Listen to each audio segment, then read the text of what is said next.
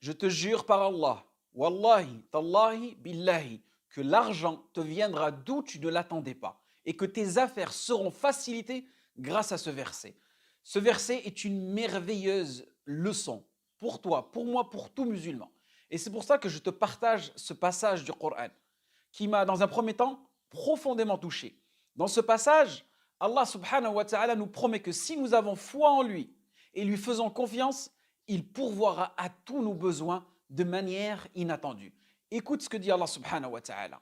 وَمَنْ يَتَّقِ اللَّهَ يَجْعَلْ لَهُ مَخْرَجًا وَيَرْزُقْهُ مِنْ حَيْثُ لَا يَحْتَسِبُ وَمَنْ يَتَوَكَّلْ عَلَى اللَّهِ فَهُوَ حَسْبُهُ إِنَّ اللَّهَ بَالِغُ أَمْرِهِ قَدْ جَعَلَ اللَّهُ لِكُلِّ شَيْءٍ قَدْرًا.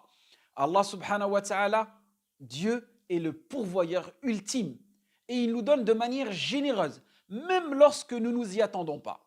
Et ce verset, barakallahu fik, a été révélé suite à une histoire émouvante à propos de Aouf ibn Malik al-Ashja'i, dont les ennemis avaient capturé son fils bien-aimé Malik. Dévasté, Aouf va voir le messager d'Allah sallallahu alayhi wa sallam et il va lui demander de l'aide. Il va le supplier de lui trouver un moyen pour récupérer son fils, car son fils était pour lui la seule source de revenus. Mais au lieu de cela, regardez ce que le messager d'Allah sallallahu alayhi wa sallam va lui dire. Il va plutôt lui donner un conseil sage et réconfortant.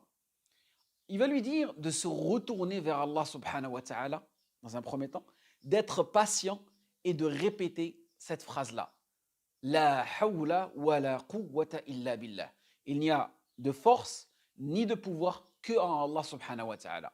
Aouf va suivre les conseils du messager sallallahu alayhi wa sallam et miraculeusement, son fils bien-aimé, Malik, revient sain et sauf chez lui.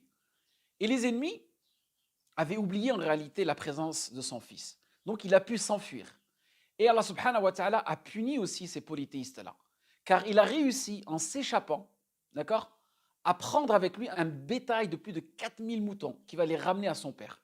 Et il va demander la permission au messager d'Allah sallallahu alayhi wa sallam s'il peut manger de cette viande-là. Et le messager sallallahu alayhi wa sallam va lui autoriser, étant donné que ce sont des biens qui ont été récupérés. Et là, la citation. Et celui qui craint Allah, il trouvera une issue, makhraja. Et cela a été un signe clair de la puissance d'Allah subhanahu wa ta'ala. Donc il ne faut pas douter de la puissance d'Allah subhanahu wa ta'ala. Et cette histoire aussi nous montre que la confiance en Allah subhanahu wa ta'ala, la patience et la persévérance peuvent apporter des résultats inattendus. Et que quand on se tourne vers Allah, il peut nous ouvrir des portes que nous n'aurons jamais imaginé pouvoir ouvrir.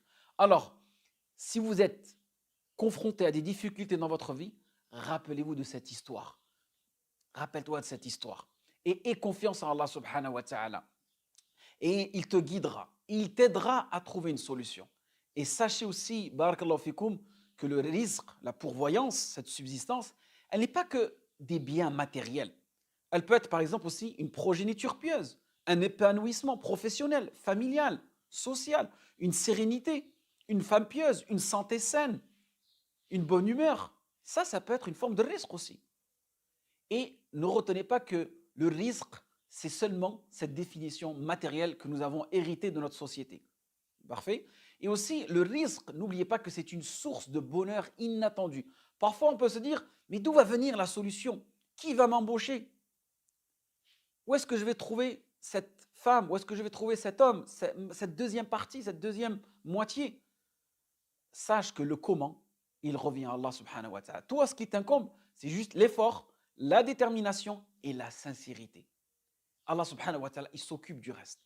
Donc la moralité de cette histoire, barakallahu fik, c'est que tu es convaincu que lorsque nous faisons confiance à Allah subhanahu wa ta'ala, nous ouvrons nos cœurs à la bénédiction de ses bienfaits. C'est ça la réalité. C'est que tu ouvres ton cœur à Allah subhanahu wa ta'ala. Et cela ne veut pas dire que nous ne travaillons pas dur pour atteindre nos objectifs, mais plutôt que nous comprenons que c'est lui qui est le pourvoyeur ultime de toutes choses. Quand tu as ça au fond de ton cœur, khalas, tu es reposé, tu es apaisé.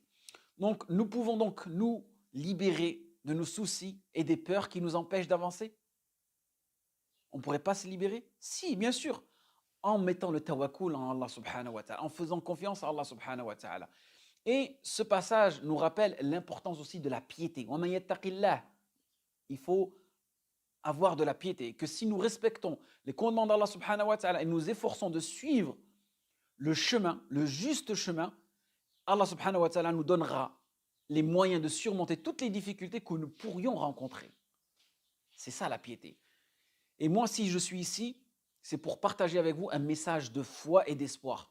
Comme vous le savez, Allah subhanahu wa ta'ala a promis dans le Coran que l'argent viendra à nous de là où nous ne l'attendons pas.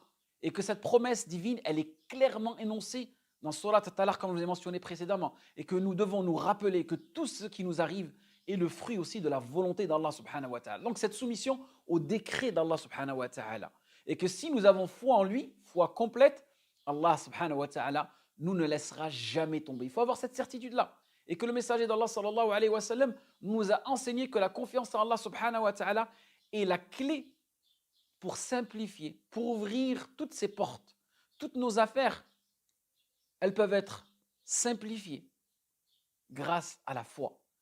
Et il a été rapporté aussi que le messager d'Allah sallallahu alayhi wa sallam nous a dit, si vous placez votre confiance en Allah subhanahu wa ta'ala comme il doit être placé, il vous fournira votre subsistance.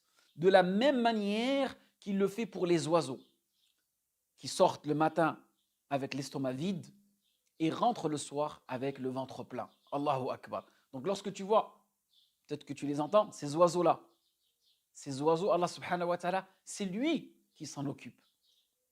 Alors que ces oiseaux-là, en aucun cas, ont été soumis à l'adoration d'Allah subhanahu wa ta'ala. Que dire de nous? Allah subhanahu wa ta'ala nous a ordonné de l'adorer. Vous pensez qu'Allah subhanahu wa ta'ala nous a abandonnés? Donc le problème, il est où? Le problème, il est en nous. Il est en nous. On n'a pas assez confiance à Allah subhanahu wa ta'ala. Donc, barakallahu fikum, revenez vers Allah subhanahu wa ta'ala et répète en boucle ce verset quand tu te retrouves dans des situations difficiles. Ces versets-là doivent venir apaiser ton cœur, doivent guider ton cœur vers un chemin, le chemin de l'épanouissement, le chemin de la positivité, le chemin de la confiance, le chemin du tawakkul. Barakallahu fik.